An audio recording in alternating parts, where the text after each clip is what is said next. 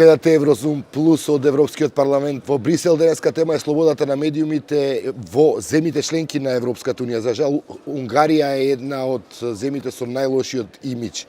Мој гостин е новинарот од Унгарец, тука во Брисел, Ѓорг Фолк.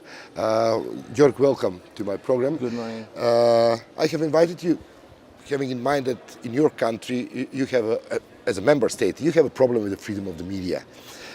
My country is on the 123rd place on the Reporters Without Borders ranking, but your country is on 63rd place, which is not a success for having in mind that Hungary is a member state.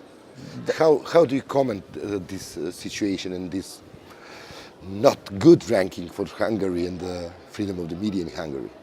I mean, it's definitely a clashback. So Hungary lost several places in the last couple of years in terms of media freedom, and we can say in general that there is much less attention around independent media across the country. But I wouldn't go that far to say that there's no free media in Hungary either. Yeah. What's the problem? What's the problem with the private media right now in Hungary? That economic interests close to the government are try to influence with different solutions widen their media importance and influence these ex-independent media. This is only also true for online and for the television market. You have an independent media right now? Yes, absolutely. Like, for example? Like, shall I name state portals or? I mean, I'm asking for TV stations. Yeah, for example, having in mind that RTL they are the most RTL influential. Club is more or less independent. Yeah. Which one? RTL Club. And what's the problem with RTL now? There are some problems. There were some complaints from the government decided to expose a new tax on the on RTL, and no, in general on the Hungarian media market. But there is a clear evidence that the media this advertisement tax law was written in a way that would affect RTL much more than the second largest television in Hungary, TV2, which is TV2. And TV2 is pro-governmental, or? It was bought up by the government, I think, last year. So they are now not, we can say, not independent or close to the government. Yes. Mm-hmm. What about the public broadcaster, public TV station? Are they public? Are they represent different opinion and different interests within society? They pretend to do so, but there's a harsh tendency to see that it's mainly a political propaganda machine. Mm-hmm. And how they treat, let's say, what we are calling political propaganda machine, how they treat the people from the civil society? The state media, or yes, in general? The pro-governmental, let's say, state media. There are biased questions. There's less time given to independent sources. They don't ask real analysts to comment on real political issues. There is less and less real political debate in the national TV, and so on and so forth. And then when it comes to their news block in the evening, to me it's almost unwatchable, so it's horrific. What about the civil society in your country? That's do you have a vibrant civil society? I mean, in mind, civil vibrant society is one of the most important factor in the real democracy. Yeah, vibrant is an over-exaggeration.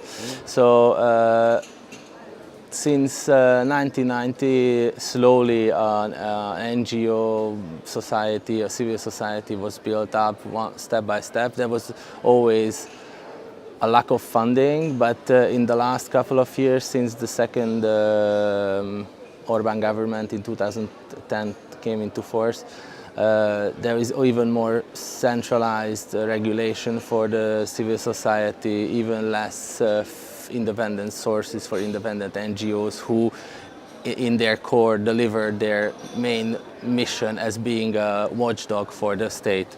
So there are civil organizations, but so many of them are not doing their real tasks, so they are not acting as watchdogs.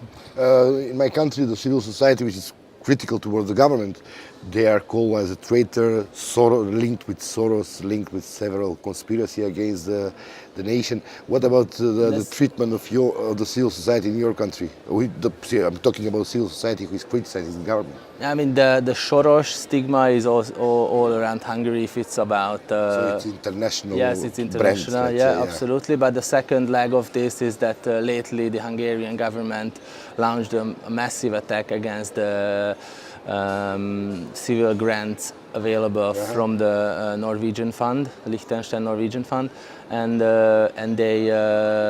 they claim that the organization who was given the right to distribute the grants in Hungary for the civil society is politically biased, and they gave money to organizations that are supporting the opposition, which is a big fat lie.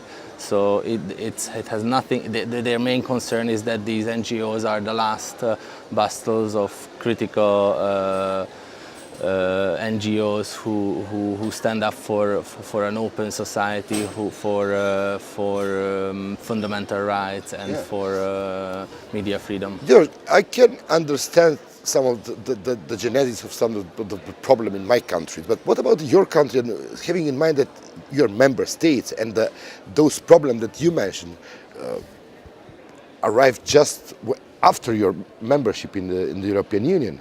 So how do you explain? Several years after we joined.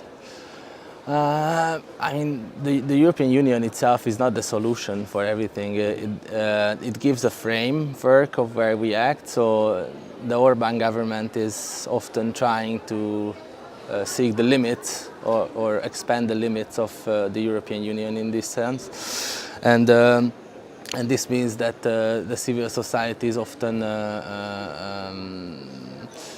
tested by the government, so that they put more pressure. They try and fail. They see what they can do. They did the same with the media law. With the new media law, they had to even the new media law they had to amend several times because of the pressure, because some of the decisions of the European Court and by the European Commission too. Is it an issue here in Brussels, in European institutions, the freedom of the media in Hungary?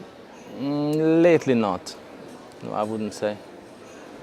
Is there any, kind of pressure? The latest pressure, if we want to say pressure, but it's not a real pressure, is that there are discussions that the German government wants to scrutinize what's going on in the Hungarian media, but that's also more mainly because of their economic interest through the Bertelsmann Group, which is the main owner of the RTL. And how do you comment the fact that the government, which is putting in question some of the basic democratic values, has so much support in Hungary from the voters? And what, it's about the nostalgia for the communism, or? In 2010 it was a reaction on the lack of vision and lack of governments, of lack of leadership of the previous socialist and democrat governments governing between 2002 and 2010. For now, it's a difficult question. I mean, there's a big divide between Hungary. There's a divide between the capital, Budapest, and the countryside. There's a divide between those who believe in the freedom and the values of core democratic values, and those who say that the government has a larger role in influencing their life and affecting their everydays. And what's your forecast? Do you think that European Union are going to be concerned by the fact that some of the core values of the European construction are in question, and are they going to react in some way in order to assure that those values are respected? There was an initiative which was launched this year, the first version of this monitoring exercise by the European Commission that was started, not explicitly said, but in the background, we know that it's because of what happened in Hungary in the last couple of years, and after that, I think Viviane Reding, ex-commissioner for justice, she told us she initiated a scoreboard for checking democratic values and democratic. Basic democratic values, and that should go on in the next couple of years. So that's a regular exercise they promise to do. So this is one thing. Yeah. I mean, the Council of Europe and its constitutional committee, the Venice Committee, dealt several times with Hungary, and we are on their plate sometimes, but we know the limits of these international watchdogs.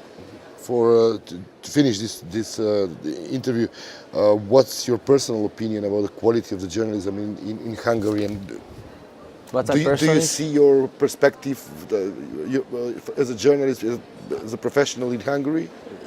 To be honest, yes. And there are great journalists in Hungary, and they do a great job. The main problem in my eyes is that there is less and less space to do that. So less and less TV channels and news portals where you can absolutely exercise the independent journalism itself. So and write what you feel like and what your inner justice tells you to do right. Okay, Ѓорг. So I see perspectives, absolutely. Thank you. Това беше Ѓорг Фолк, унгарски новинар, доpisник од европските институции во Брисел. Ви благодарам за вниманието што следевте ово издание на Еврозум плус од студиото во Европскиот парламент во Брисел. До гледање.